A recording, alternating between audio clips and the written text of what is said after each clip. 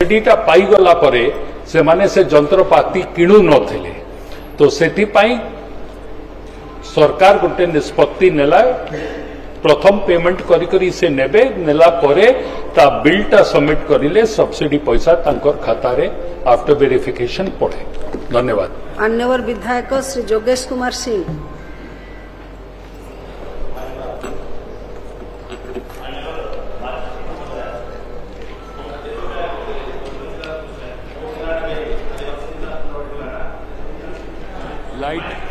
Light नहीं भूली जाइछन्ति मते मान्यवर बाचस्पति महोदय जेतु एटा मयूरभंज जिलार क्वेश्चन मोर जिला भी आदिवासी जिला आमर जो आदिवासी भाई भौणी माने जो आदिवासी लोन नौछन सब्सिडी लोन नौछन लोन नेला परे केते दिन भितर सब्सिडी देबा कथा जेतु अनेक चाषी आज जाए सब्सिडी पाई नाहंती तो सेटा यथाशीघ्र सब्सिडी व्यवस्था करेंगे कि आउ केते जन चाषी सुंदरगढ़ जिलार सब्सिडी लोन पाई मान्यवर मंत्री कहे। मान्यवर उपमुख्यमंत्री मान्यवर बाचस्पति महोदय सुंदरगढ़ विधायक जो प्रश्न करिसेंती केते जन सुंदरगढ़ सब्सिडी पाई तालिका मु तांको जोगई देबी जेहेतु एटा मयूरभंज जिला से निजे स्वीकार करिसें कि एटा मयूरभंज जिलार प्रश्न थिला मो पाखरे सुंदरगढ़ केते जन सब्सिडी पाई तालिका नहीं मु आपण को जोगई देबी। द्वितीय कथा आपण जोटा पचाई कही कि चाषी माने तांको सब्सिडी अमाउंटा पाई नाहंती वर्तमान पर्यंत ताकू शीघ्र तांको खाता रे डीबीटी माध्यम रे पकाइबा व्यवस्था करा छी। मान्यवर विधायक मनोरंजन दान सामंतराय। मान्यवर बाचस्पति महोदय मु आपनक जरिया रे मान्यवर उपमुख्यमंत्री ठारू जानिबा को चाहूची अनुरोध भी रखुची जे मो निर्वाचन मंडली रे चिकिटी एवं पात्रपुर ब्लॉक रे बहु आदिवासी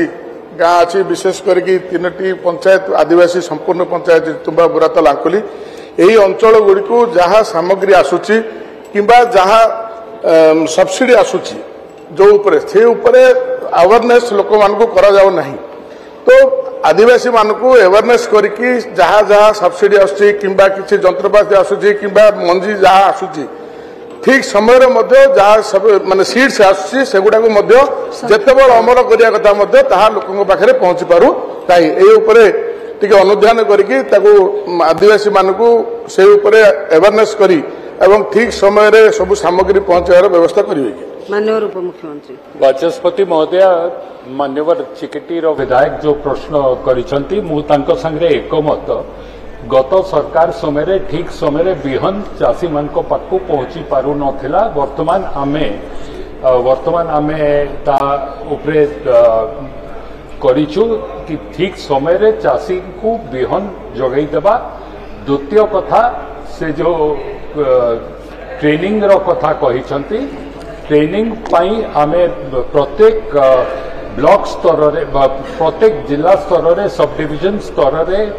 एलईडी वॉल माध्यम रे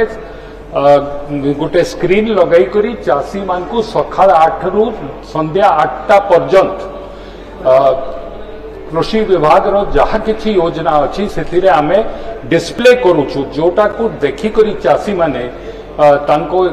जिल्ला रे को योजना करा जाउची किंबा जदि तांको कोनसी भी कंप्लेंट थिबो से गोटे टोल फ्री नंबर टा भी सेथिरे डिस्प्ले करा जाउची जो नंबर को से माने देखि करी डायल करी करी इमिडिएटली तांको प्रश्नर उत्तर भी से माने पाई पारिबे। तो मान्यवर विधायक महोदय को मोर अनुरोध से तांको अंचल चाषी मान को जणैबे कि से माने से एलईडी वॉलटा भी देखंतु कहीं सकाळ 8 रु राति 8टा पर्यंत से एलईडी वॉलटा प्रत्येक सब डिविजन रे चली ता द्वारा से माने अपडेटेड रही पारिबे। धन्यवाद। मान्यवर विधायक श्री भादव हांसदा संक्षिप्त रे प्रश्न पचारिबे अनुरोध। बाचस्पति मैडम मयूरभंज जिले रे आदिवासी मानकर जो सब्सिडी दिया जाउची से मु क्वेश्चन करी केते जगई दिया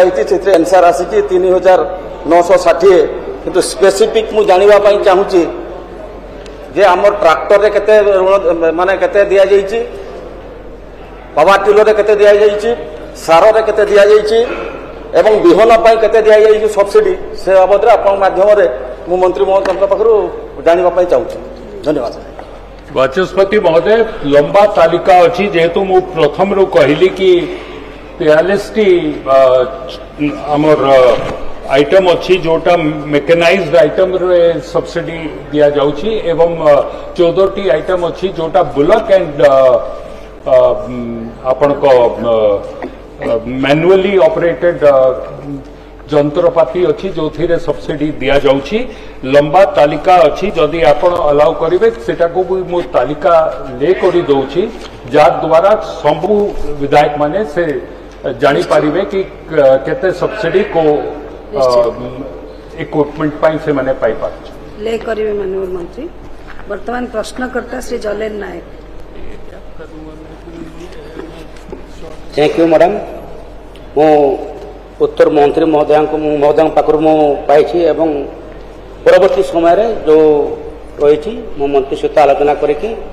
जिलार समस्त आदिवासी भाई मान आम कार्य करूँ। धन्यवाद। प्रश्न 362 मान्यवर खाद्य जोगाण और खाउटी कल्याण मंत्री अधिकार प्राप्त उच्च शिक्षा मंत्री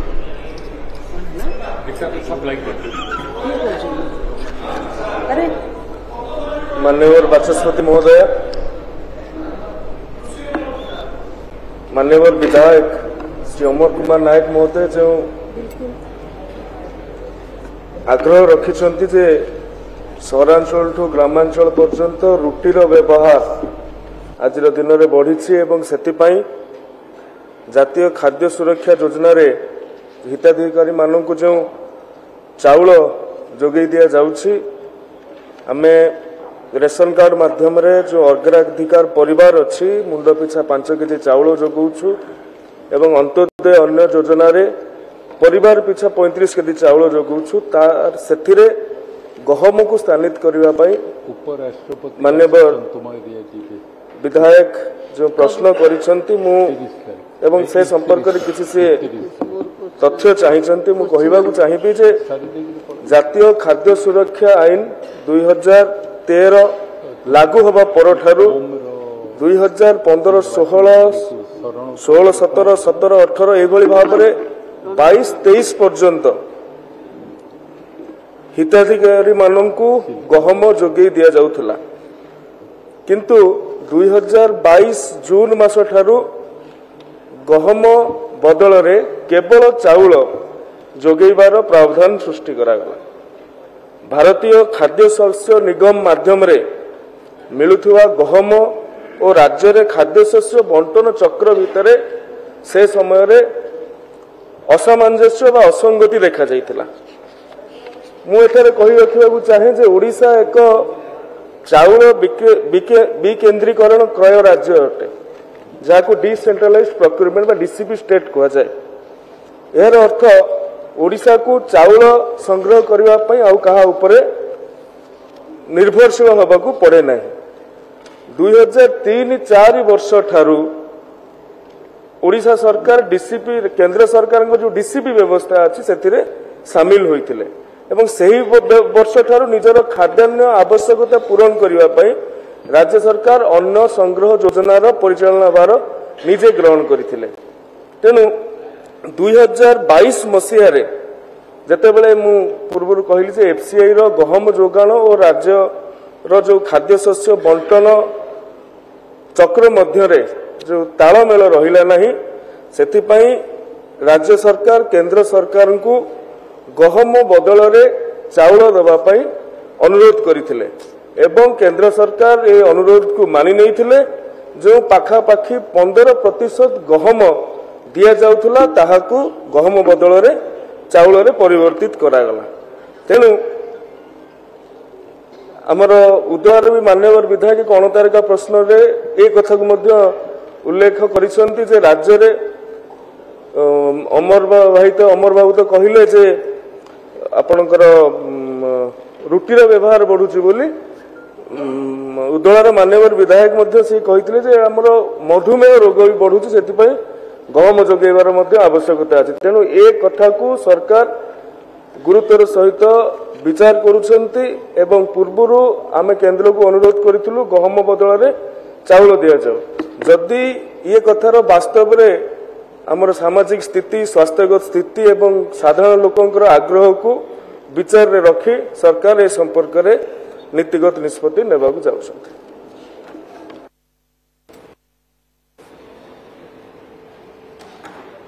माननीय बाचस्पति महोदय आपण जरिए मो मंत्री महोदय को जानवा चाहूँगी यह सत्य खाद्य संक्षिप्त करिया खाद्य परिवर्तन घटी एवं समस्तंकर शरीर आवश्यकता हो बा रुचि अनुसार रात्रि भोजन रे रुटीर व्यवहार बढ़ी किंतु माननीय मुख्यमंत्री मोहन माझी नेतृत्व में जो सरकार चली आमे 3100 टंका करने फल धान क्रयर क्विंटल पिछा 3100 टंका करने फल धान चाषी चाष कर आग्रह बढ़ एवं धान संग्रह मात्रा बढ़ ए दिग को निश्चित भाव में ध्यान दवा दरकार धान चाषी स्वार्थ को सुरक्षा दवा दरकार चाउलर संग्रह निहाती सुरक्षित रहिबा दरकार किंतु जो वर्ग बा जो व्यक्ति विशेष माने रुटी व्यवहार करुछंती सेमानक स्वार्थ प्रति बा सेमानक पाई गहम जोगेबा पाई विशेष दृष्टि देबे कि निश्चित भाव में जदि आमे चाउल सरकार तो ए संपर्क में कहली जे कथाटी विचाराधीन अच्छी जदि गहम बदल रे चाउल प्रदान करा जाउछि तबे माननीय विधायक जो आशंका प्रकाश करिसेंते चाउल संग्रह करिवार